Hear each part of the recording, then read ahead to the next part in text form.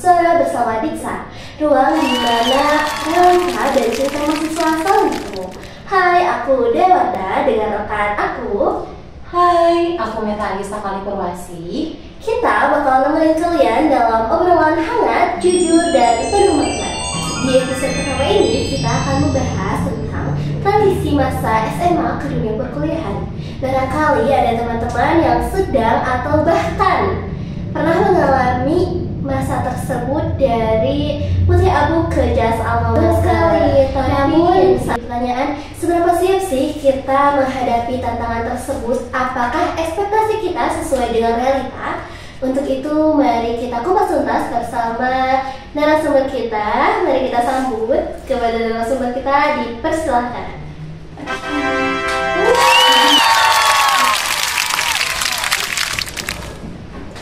Halo, Tete. Halo. Gimana nih kabarnya? Alhamdulillah baik. Baik. Gimana kalau perkenalan dulu nih, Teh? Iya, betul sekali. Perkenalan dulu ya. Boleh? Perkenalkan, halo semuanya.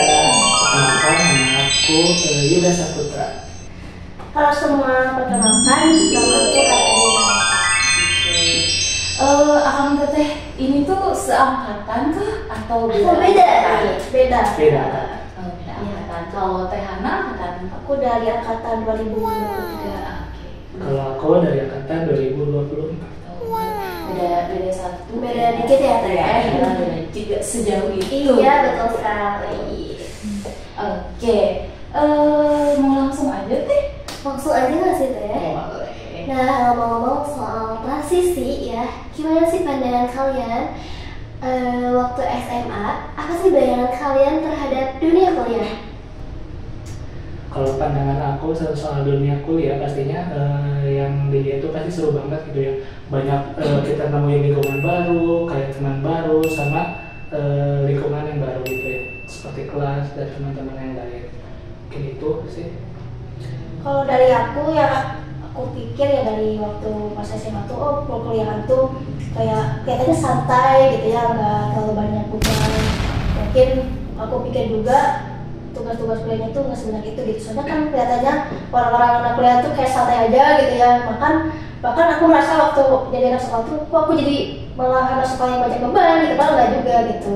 Dan aku juga berpikir dunia apa ya, mungkin di lingkungan pertemanan juga lebih seru gitu, lebih banyak mungkin kayak gitu. Pandangan aku waktu jadi anak sekolah gitu. Mungkin pandangannya tuh kayak FTV lah. Iya, betul sekali ya. Karena kan kita tumbuh dengan FTV perkuliahan yang kayak cuma teng-teng buku gitu. Iya, teng-teng keluar gitu. Jadi kan ekspektasinya tuh indah. Iya, itu. Tapi ternyata lebih dari itu gitu. Jadi kita tuh sebetulnya membayangkan hal-hal indahnya saja ya. Iya. Tidak memikirkan sisi yang lainnya. Begitu. Mungkin pertanyaan selanjutnya nih, APT gitu. Nah, pertanyaan selanjutnya adalah kenyataan yang kalian temui gitu sekarang ini lebih berat, ringan, atau lebih cenderung sesuai ekspektasi kah atau keluar ekspektasi kah?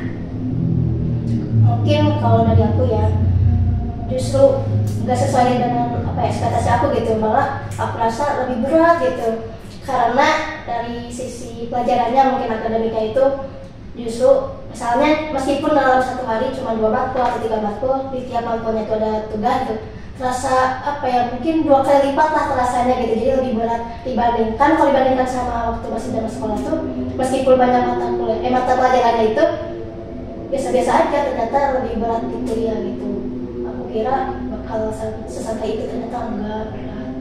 Dan kalau mungkin dunia pertemanannya berat juga sih, sama karena nggak sesuai ekspektasi tadi kan. Aku di awal kira bakal seru, bakal lebih banyak teman gitu, segampang itulah dari teman, ternyata enggak juga. Justru kita susah buat beradaptasinya. Betul, sama kayak Tana tadi ya. Tantangan terberatnya itu pasti adaptasi ya. Apalagi kan kalau di zaman SMA itu kita mungkin temannya ya itu aja gitu. Sementara di kuliah itu banyak teman yang dari luar Jawa, luar provinsi dan lain-lain gitu. Terus juga kalau di belajar di SMA itu kan terarah kan guru bisa langsung dijelasin. Sementara kalau di kuliah tuh harus kita aja yang banyak Iya. Kita yang harus nyari sendiri gitu, jadi nggak sedetail itu lah dosen menjelaskannya. Oke, berarti dari sisi tugas ataupun dari pertemanan tuh beda jauh ya, karena kan mungkin karena kitanya udah melangkah ke jenjang yang lebih serius lagi gitu ya, entah dari tugasnya yang lebih hektik atau pertemanannya yang justru lebih harus banyak beradaptasi dan lebih harus bisa explore lagi gitu ya. Benar gitu. Iya betul sekali. Kalau membahas tentang ini ya Teh, kalau ekspektasi tentunya mungkin ada yang sesuai, ada juga yang tidak. Karena memang ekspektasi kita tuh selalu yang baik-baiknya aja kan sih. Selalu seperti itu. Iya betul sekali. Tapi itu adalah salah satu hal yang menyenangkan gitu dari ekspektasi. Iya, kita jadi membayangkan hal-hal yang serunya gitu. Nah, tapi gini nih Akang Teteh, dari tadi kan sudah disinggung ya mengenai adaptasi. Gimana sih pandangan Akang Teteh soal adaptasi sistem belajar antara di SMA dengan di kampus? Karena tentunya jelas berbeda ya Teh. Iya, tentu. Kalau soal adaptasi pembelajaran ya, sistem Iya. pembelajaran pastinya bedanya kan. Kalau siswa itu kan kalau dulu kita nggak ngerti, kita bisa bertanyakan ke gurunya, kayak misal kita yang tadi ngertiin tuh A, terus sama gurunya jawab A juga.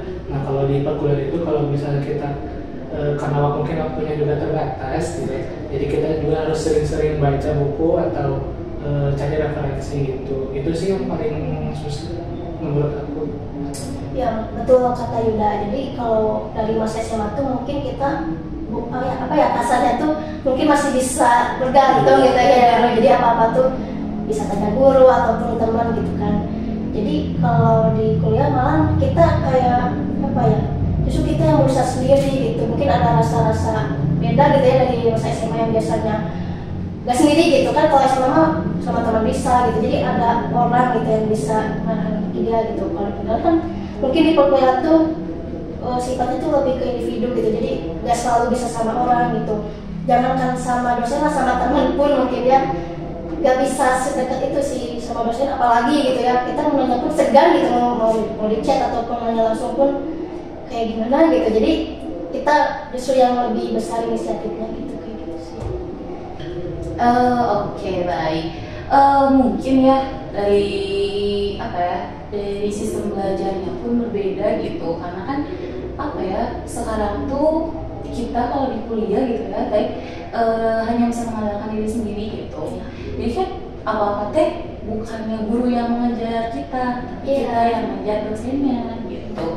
Jadi paradigma seperti itu pun sudah beda gitu dari yang tadinya SMA-nya kita yang dikejar menjadi kita yang harus mengejar gitu. Banyak sekali ya, karena banyak sekali perbedaan antara di sekolah dengan di kampus yang tentunya dari segi apapun jelas berbeda ya. Dari waktu belajarnya pun kan berbeda ya. Kalau misalnya SMA itu terkadang ada yang 6 hari, ada yang 5 hari. Kalau di kuliah kan fleksibel ya Teh waktunya, jadi bisa kapanpun dan dimanapun, bisa juga daring. Cuman ya itu nanti ya kayak gitu lah. Dan tidak sehektik waktu Iya, SMA. betul sekali. Karena kalau SMA tuh dari pagi ke sore sore ya. gitu. Sedangkan tuh kita kadang bisa dari pagi ke siang atau siang ke malam gitu. Atau bahkan cuma bisa 1 jam. Iya. Gitu Iya. ya. Itu realita kuliah gitu yang Iya. harus dihadapi gitu. Oke. Selain dari adaptasi gitu ya, sebenarnya Akang Teteh setelah beberapa tahun ini mungkin ya menjalani perkuliahan gitu, ada nggak sih tantangan yang lain gitu yang menurut Teteh dan Akang tuh kayak berat gitu, kayak aduh gitu, kayak shock sekali gitu. Mungkin kalau dari aku ya, yang paling utama tuh yang bikin aku merasa terbebani atau berat tuh di pertemanan sih. Karena kan kebetulan aku sekarang semester 5. Nah di semester lalu itu aku punya pengalaman yang gak diinginkan lah, yang gak enak gitu soal pertemanan. Nah karena kalau bagi aku seseorang itu juga bisa bikin apa ya, nentuin kita bisa nyaman enggaknya gitu saat belajar. Jadi kalau misalkan kita ada, kan aku waktu itu ada masalah sama beberapa orang di kelas aku gitu, jadi hal itu tuh bisa bikin aku gak nyaman, kurang fokus dalam belajar. Jadi itu berat sih buat kontrolnya itu, kayak aku harus fokus belajar, jadi jangan mikirin orang itu dulu deh gitu kan, fokus aja dulu ke akademiknya. Tapi itu susah banget sih buat ngatur ininya, karena sangat-sangat sensitif di kelas pertemanan, itu yang bikin aku berat.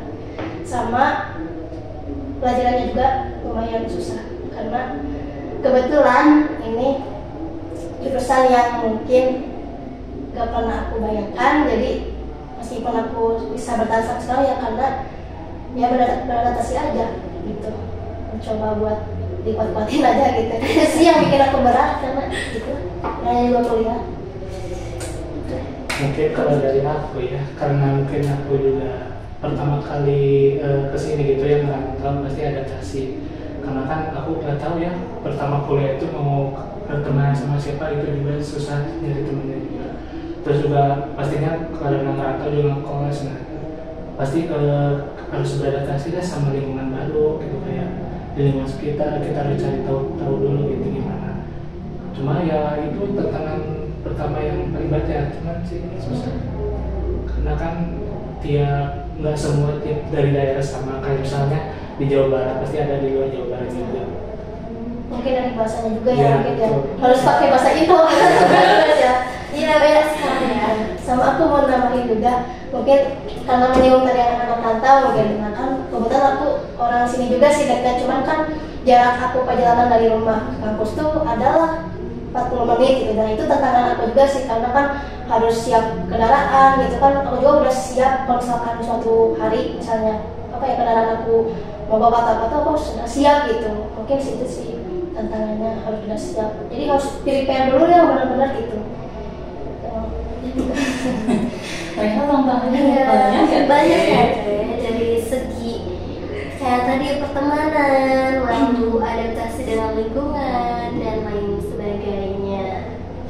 Bahkan tantangan lainnya pun karena apa ya, karena dari kuliah gitu ya, kita menghadapi dan bertemu dengan berbagai macam orang. Iya, berbagai karakter ya. Iya, berbagai karakter. Mungkin itu jadi salah satu alasan kenapa pertemanan di kuliah ataupun apa ya, adaptasi di kuliah itu lebih hektik dan juga tough gitu ya, kayak sulit gitu. Karena memang dari berbagai daerah, dari berbagai agama itu tuh berkumpul semua ya. Jadi kita tuh harus toleransi, harus bisa beradaptasi dengan lingkungan yang tentunya jelas mungkin itu bukan suatu hal yang mudah ya bagi sebagian orang. Dan itu juga salah satu apa ya, kayak signature gitu, kayak Ya, ciri khasnya Indonesia gitu kan, kayak beda-beda tapi tetap satu. Ya. Nah, tapi nih aku teteh soal membahas soal tantangan, pasti ada dong hal yang paling kalian syukuri nih waktu kuliah tuh apa sih? Selain tantangan yang udah disebutin, pasti ada dong. Ada.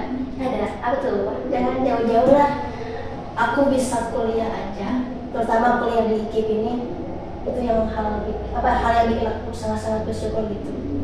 Karena ya gitu, karena nggak semua orang bisa ya, jadi aku bersyukur gitu karena aku bisa. Dan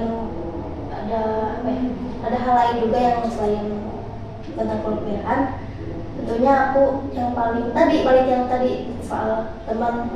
Nah, karena orang yang istilahnya nggak toksik pun itu bikin kita bersyukur gitu kan, dengan kita bertemu dengan orang-orang baik yang mau berteman dengan kita pun itu sangat aku syukuri gitu. Aku merasa aku beruntung, aku bisa gitu, aku juga bisa punya teman yang baik kayak orang-orang gitu.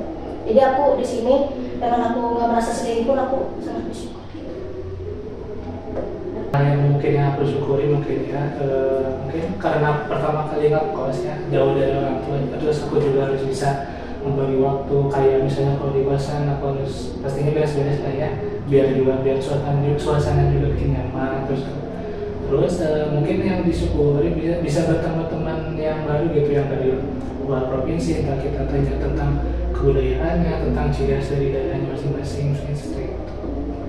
Oh iya betul sekali ya Kang Tete, karena memang di luar sana tuh banyak sekali ya yang mau kuliah, cuman memang ada yang terkendala dengan biaya dan dalam segi apapun itu. Dan tentunya dengan kita duduk di sini itu tuh bisa menjadi hal yang paling kita syukuri sih. Karena kan secara tidak langsung gitu ya, tanpa disadari gitu, banyak hal yang bisa kita syukuri gitu, tapi terkadang kita lupa gitu akan hal itu. Jadi bahkan hal kecil sekalipun bisa loh kita syukuri gitu.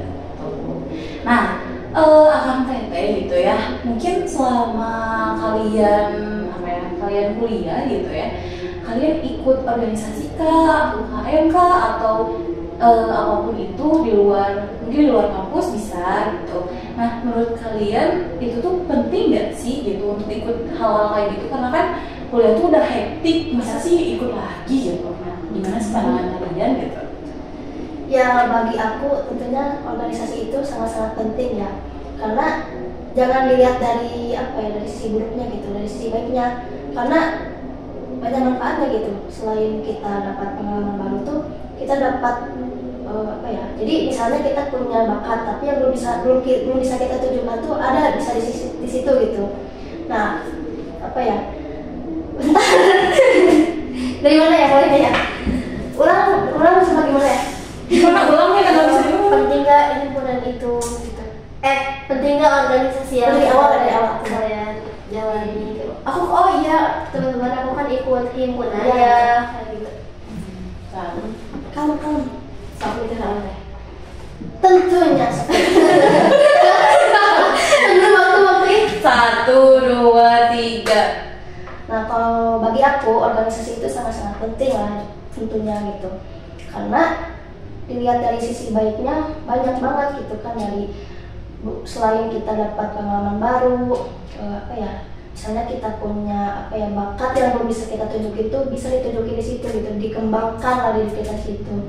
Nah mungkin ya kebetulan aku di IKIP ini, di himpunan ini aku ikutan himpunan, tapi dulu sempat ikutan UKM, beberapa UKM juga gitu.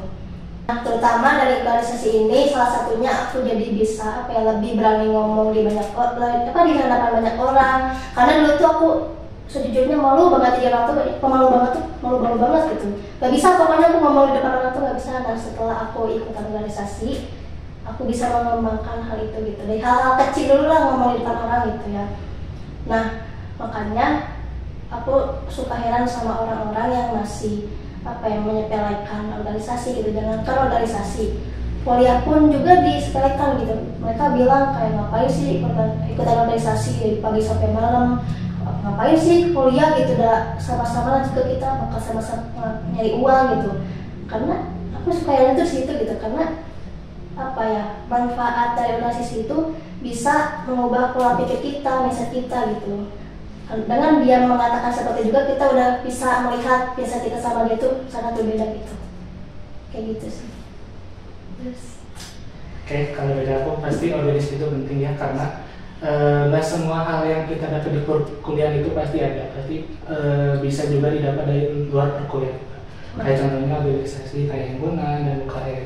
Nah kebetulan juga aku juga ikut 2 organisasi, himpunan PBSI sama UKM. Nah, tadi yang kata Tiana juga benar gitu ya, bisa mengembangkan soft skill kita gitu, kayak ngobrol di depan umum, kayak public speaking di depan umum gitu. Itu sih yang buat organisasi itu penting. Wah betul sekali ya Kang Tete, karena memang kita juga ikut organisasi ya, jadi ikut merasakan juga gitu apa yang dirasakan Kang Tete. Karena itu luar biasa sekali ya, benefit kita mengikuti organisasi itu tuh sangat luar biasa. Dari awalnya kita gak berani nih katanya ngomong di depan umum, sekarang jadi jauh lebih berani. Lalu dengan ikut kepanitiaan dalam sebuah program kerja, ikut delegasi, itu tentunya sangat bermanfaat ya buat kita, menambah wawasan serta pengalaman juga ya Teh. Dan juga menambah relasi gitu. Iya. Nah tapi yang terakhir nih, kalau misalkan kalian bisa ngasih pesan ke diri sendiri, kalian mau ngomong apa? Ada nggak sih pesan yang kayaknya aku harus ngomong deh ke diri aku yang dulu gitu. Apa ya? Mungkin aku ngomong untuk diri sendiri, ya semoga aku bisa terus kuat buat ngejalanin semuanya dari kuliah ke kuliahan, organisasi. Ya semoga sehat-sehat juga gitu ya, jangan tumbang ya, karena kita kan anak organisasi pasti ya belum juga kuliahnya kan dari pagi sampai malam, mungkin kan kita juga sering bangun gitu. Nah mungkin ya semoga aku terus kuat, terus sehat, terus bertahan lah gitu, terutama di akademiknya juga jangan berhenti, jangan mogok lah gitu, jadi harus dituntaskan sampai wisuda gitu. Gitu. Apalagi aku kan PP capek tiap hari pulang, pernah nih pulang apa ya, pergi dari gelap pulang ke gelap lagi gitu kan, ya itu kan masih energi banget, tapi ya semoga aku terus kuat lah. Ya sih pesan buat diri sendiri, selain kuat dan semangat, ya udah itu aja. Oke, ini kalau dari aku ya, kalau untuk pesan untuk diri sendiri, nikmati aja prosesnya gitu ya. Selesaikan apa yang sudah dimulai. Maksudnya kalau kita udah mulai dari titik ini, berarti kita harus mencapai ke garis finalnya di titik ini juga gitu. Terus sih palingnya nikmati aja lah prosesnya. Iya, ikutin alurnya. Ikutin alurnya. Enjoy juga sih, jangan dibawa stres gitu. Kalau bagi diri aku ya, meskipun kita mungkin ada beberapa beban, tapi ya bawa santai aja, nggak usah dipikirin terus, jadi kan yang kitanya kebersemangat gitu. Oke, jadi sebenarnya apa ya, kalau misalnya mau disimpulkan gitu, pesan-pesan Akang Teteh untuk dirinya di masa lalu adalah apa ya, mungkin untuk tidak takut dalam mengambil langkah, karena apapun langkah yang diambil akan selalu ada proses, entah itu baik buruknya akan selalu ada gitu. Jadi mungkin cara terbaiknya adalah menerima dan enjoy dengan prosesnya. Karena kan mau di manapun gitu ya, karena kan kehidupan tuh harus berjalan gitu. Jadi ya udah, selain dari enjoy apalagi gitu, daripada kita dibawa stres gitu. Terlalu dibawa stres juga tidak baik. Betul banget ya, intinya kita harus berdamai dengan diri sendiri dan memberikan semangat gitu, mengeluarkan energi kita sebaik mungkin dan menjalani kuliah. Seperti apa yang dibilang sama Kang Yuda, jalani apa yang sudah kita ambil atau sudah kita mulai. Wah, luar biasa sekali ya Kang Teteh. Untuk podcast hari ini sangat seru dan banyak sekali pengalaman yang diceritakan oleh Kang Teteh, yang tentunya banyak nih Teh hal-hal yang bisa kita ambil dari podcast ini. Tapi sayang banget ya Teh, podcast kita akan berakhir saat ini. Tapi teman-teman jangan berkecil hati, karena podcast kita ada episode selanjutnya. Sampai jumpa di episode selanjutnya. Wassalamualaikum warahmatullahi wabarakatuh.